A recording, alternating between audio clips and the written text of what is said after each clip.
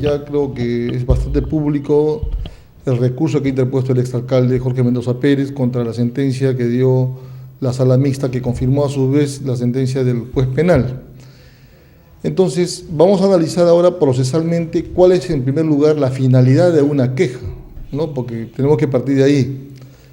La finalidad de una queja es, en este caso, de que la Corte Suprema revise y analice si es procedente o no el recurso de nulidad que interpuso Jorge Mendoza Pérez contra la sentencia que emitió la sala mixta. Todos sabemos de que la sala mixta confirmó la sentencia del juez penal. Procesalmente, de acuerdo al Código de Procedimientos Penales vigente y aplicable a ese proceso, las instancias se agotaron con lo que resolvió la sala mixta. Entonces, en una forma excepcional, un procesado puede interponer recurso de nulidad cuando se han violado ciertos derechos constitucionales. Entonces, es obvio, como las instancias se agotan con lo que dispone la sala mixta y plantea un tercer recurso de nulidad, entonces la sala mixta la deniega. Entonces, contra esa denegatoria es que el alcalde en primera instancia interpone un recurso de queja acá en la sala mixta y la sala mixta le declara inadmisible. No tengo muy claro el panorama, pero debe ser así, de que contra esa declaración de inadmisibilidad del recurso de queja que interpuso Jorge Mendoza Pérez en la sala mixta de Hilo, contra ese recurso de queja, dentro de las 24 horas, conforme a ley, el señor Jorge Mendoza Pérez interpone un recurso de queja excepcional en la Corte Suprema contra la denegatoria de ese recurso de queja del recurso de nulidad. Entonces, ¿cuál es la finalidad de ese recurso excepcional que se encuentra en Lima? La finalidad es que la sala mixta le dé trámite a ese recurso excepcional de queja que también presentó el señor Jorge Mendoza Pérez acá en la sala mixta y que le fue denegado. Y que a la vez también le fue denegado un recurso de nulidad. Con esa resolución, ¿no?, que se emite resolviendo ese recurso excepcional de queja, no significa que la Corte Suprema esté revisando el tema de fondo de lo que se ha sentenciado. O sea, no está revisando si el señor alcalde o el exalcalde es o no es culpable. No está resolviendo y no debe resolver ese tema. Ese recurso de queja solamente es para ver por qué se le ha denegado y si era correcto, si que se le negó o no se le denegó el recurso de nulidad o el recurso de queja que se interpuso acá en la sala mixta. No puede haber otro pronunciamiento sobre el recurso de queja. Ahora, en la hipótesis que la Sala Suprema Penal declare infundada o improcedente ese recurso de queja, las cosas quedan como están en este momento, como todo el pueblo de Hilo lo conoce.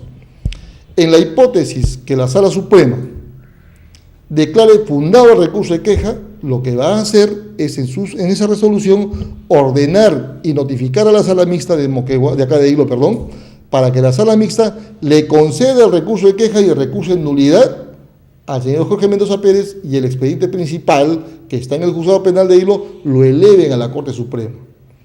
Una vez elevado el expediente principal, donde se tiene que conocer la cuestión de fondo, esté en la Corte Suprema lo tiene que derivar a la Fiscalía Suprema de turno, en lo penal, para que el fiscal supremo de lo penal emita un dictamen a favor o en contra de lo que se falló en la sala mixta.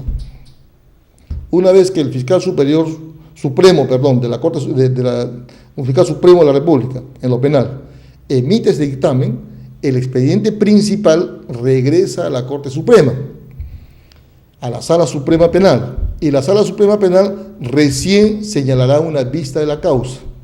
Estamos hablando que esa vista de la causa puede ocurrir, contando desde ahora, de acá más o menos unos 10 meses o un año como mínimo.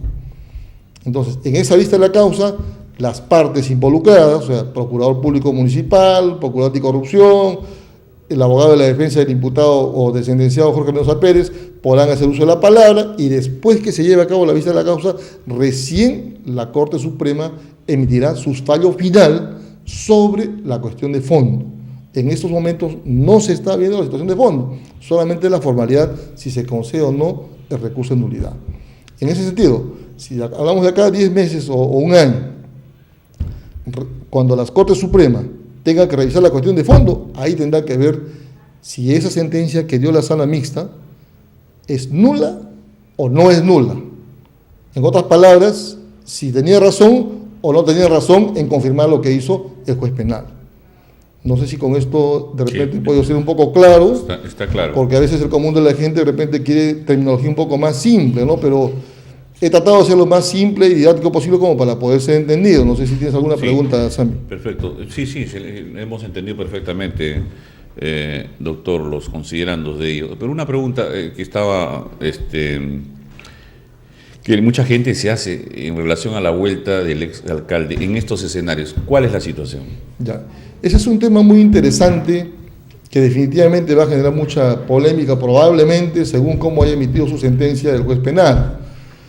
Porque si nosotros nos remitimos estrictamente a la norma procesal, que es el artículo 293 del Código de Procedimientos Penales, establece que, aunque contra una sentencia se interponga un recurso de nulidad o un recurso de apelación, la sentencia se ejecuta, se cumple.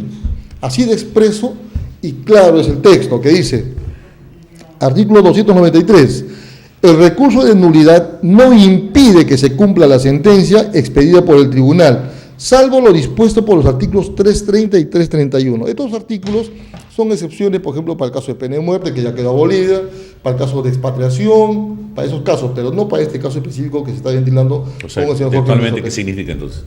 Textualmente, de que la sentencia se cumple y se debe cumplir mientras no exista un fallo que se pronuncie sobre el fondo por la Corte Suprema, una vez que se pronuncie, o sea, una vez que el expediente principal vaya a la ciudad de Lima. O sea que el tema de una vuelta en estos momentos es impracticable. Improbable, procesalmente es improbable. O sea, yo no creo que, si por decirte, declaran fundado el recurso de queja, estamos hablando en esa hipótesis, ¿no?, de que declaren fundado el recurso de queja, pidan el expediente, y porque piden el expediente queda sin efecto la ejecución de la sentencia. Falso, eso no puede ser así, porque la norma procesal es bien clara y precisa. Aunque se interponga algún recurso de queja, recurso de nulidad, se ejecuta la sentencia. Y un claro ejemplo es el siguiente que le voy a poner. Mucha gente sabe, por ejemplo, cuando hay un proceso penal y van a sentenciar a una persona que ha sido investigada o procesada, le van a leer sentencia. Y supongamos a esa persona le dan una sentencia con pena efectiva y se va al penal, por más que apele, ¿se va al penal o se va libre? La respuesta es clara, ¿no? Le leen la sentencia, si es una pena efectiva, se va al penal, o sea, se cumple la sentencia. Lo que ha sucedido con Magali Medina, que es un caso público también, ¿no? Le leyeron la sentencia por 3 años, creo que ha sido, un año de pena efectiva, y le leyeron y la enviaron al penal, o sea, se cumple. Ella interpuso apelación, pero igual estuvo en el penal. ¿Eso qué significa? De que la sentencia se cumple.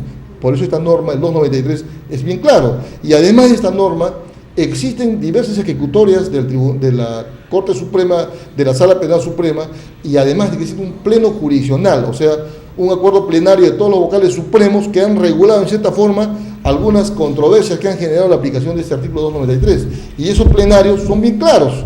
La apelación de las sentencias son sin efecto suspensivo. O sea, cuando hablamos que es una apelación sin efecto suspensivo, significa que la sentencia se cumple y independientemente de que se apele. En consecuencia, yo creo que no hay ninguna duda respecto a muy este bien, tema. Perfecto, ¿no? Bien. El doctor Fidel Mantilla, le agradecemos realmente, usted ha sido muy claro en este tema, sí, seguramente los televidentes tienen muy claro toda esta situación que se ha generado. Una excelente explicación suya, le agradezco realmente y vamos a estar en permanente contacto. Palabras finales. Yo te agradezco la invitación, Sammy. Bueno, he tratado de ser lo más explícito, lo más didáctico posible. Espero que la población haya entendido esta posición, porque es un tema de parte que va a ser parte de la historia de Hilo, ¿no? Porque debemos reconocer que el señor Jorge Mendoza Pérez es parte de la historia de Hilo por haber sido alcalde en 2 periodos consecutivos. Ha ocurrido estas situaciones y eso va a estar grabado en la memoria de la gente. Entonces, creo que necesitaba una explicación bien clara para no generar expectativas, ¿no? Y creo, no sé si habré sido tan claro. Yo te agradezco la invitación y bueno, espero haber satisfecho las expectativas de la gente.